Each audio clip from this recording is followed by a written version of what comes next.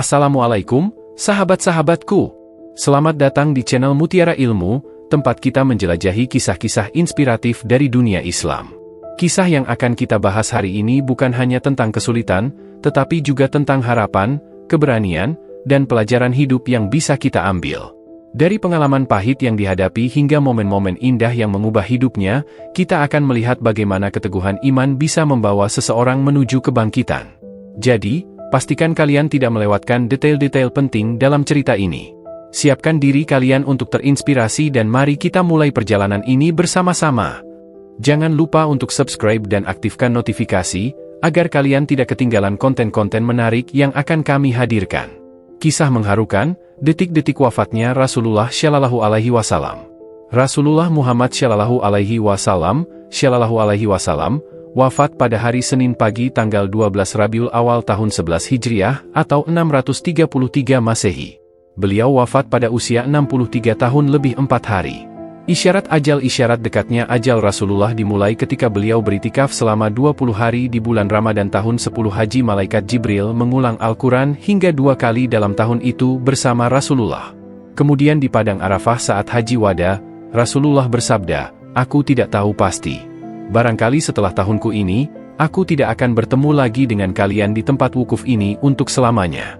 Sabda beliau di Jamratul Aqabah, "Ambil dariku manasik kalian, cara-cara menunaikan ibadah haji, sepertinya setelah tahunku ini, aku tidak berkesempatan lagi untuk menunaikan haji." Selain itu pada pertengahan hari-hari tasyrik, turun kepada beliau surah An-Nashr. Dengan turunnya surah itu, beliau semakin yakin saat perpisahan telah tiba dan pemberitahuan akan datangnya ajal sudah sampai. Pada bulan Safar 11 Hijriah, Rasulullah pergi ke Gunung Uhud dan mendoakan para syuhada yang dikubur di sana. Rasulullah kemudian beranjak menuju mimbar seraya bersabda, "Sesungguhnya aku yang mendahului kalian. Dan sesungguhnya aku menjadi saksi terhadap kalian. Demi Allah, sungguh saat ini aku sedang melihat liang kuburku. Kepadaku telah diserahkan kunci-kunci perbendaharaan bumi atau kunci-kunci bumi. Dan demi Allah, aku tidak mengkhawatirkan kalian akan musyrik setelahku. Akan tetapi yang kutakutkan kalian akan berlomba-lomba mendapatkan kunci-kunci itu."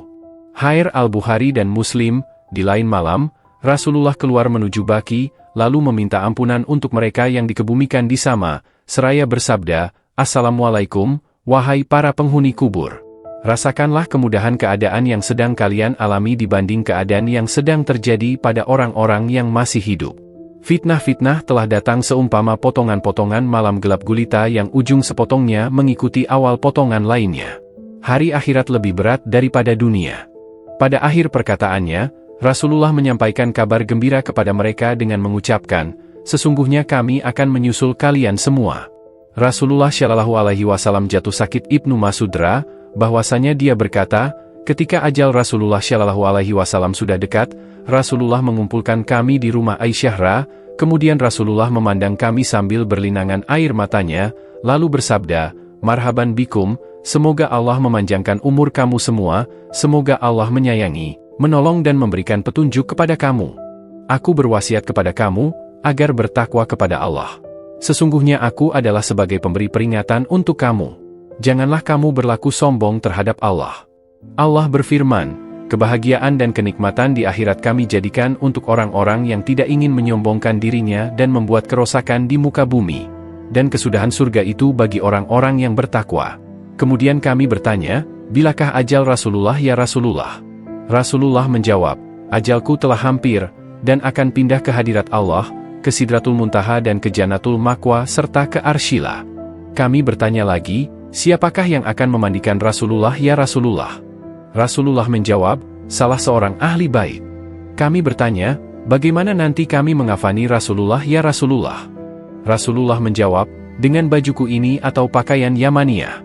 Kami bertanya, "Siapakah yang mensalatkan Rasulullah di antara kami?" Kami menangis dan Rasulullah pun turut menangis.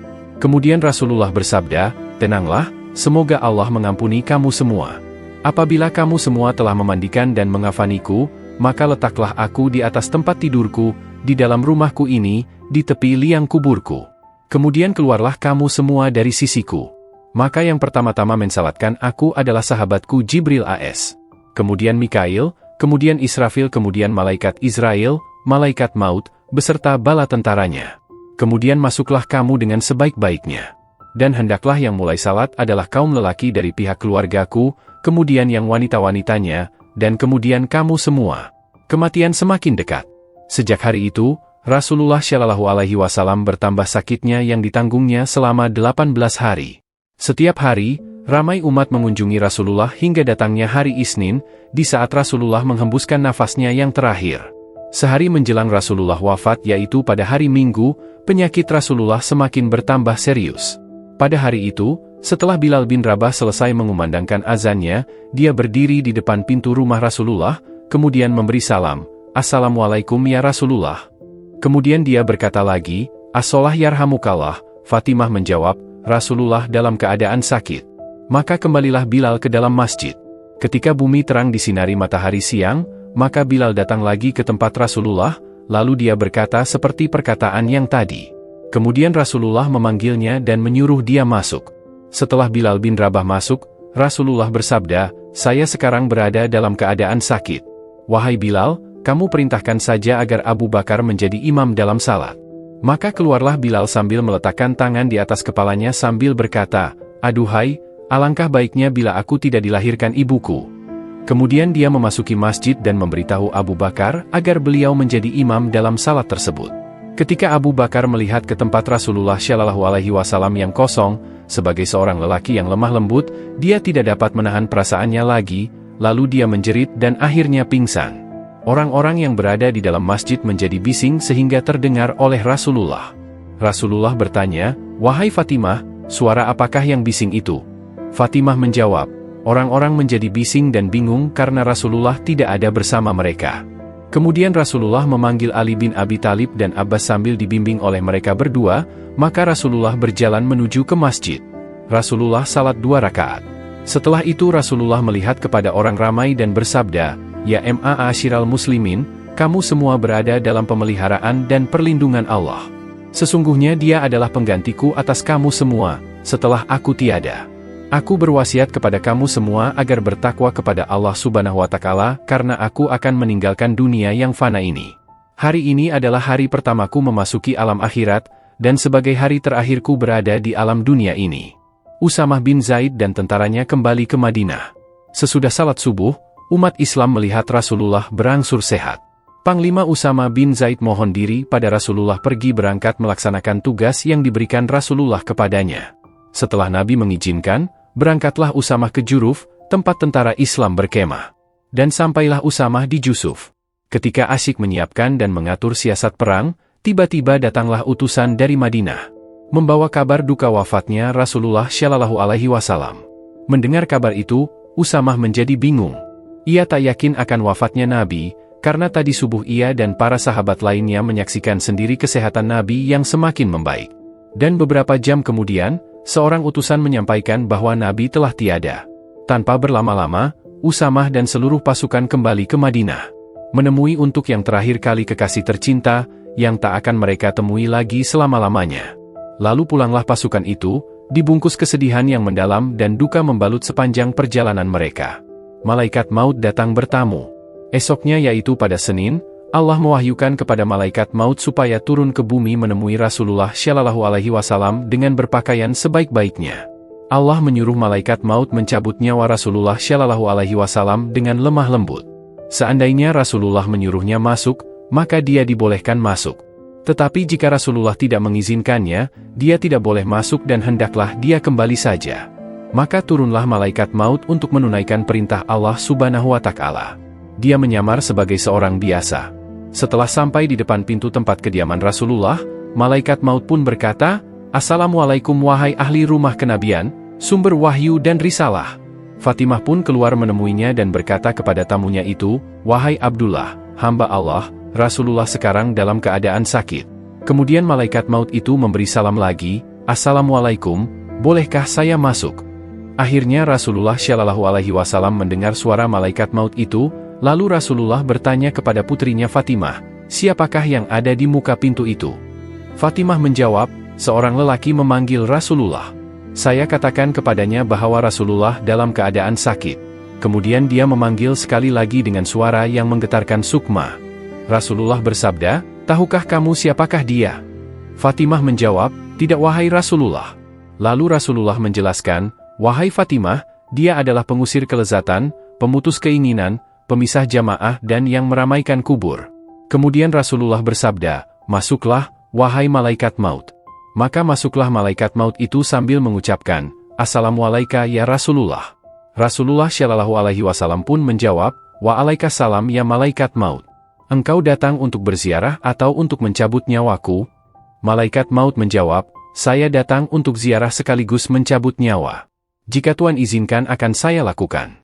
Jika tidak, saya akan pulang."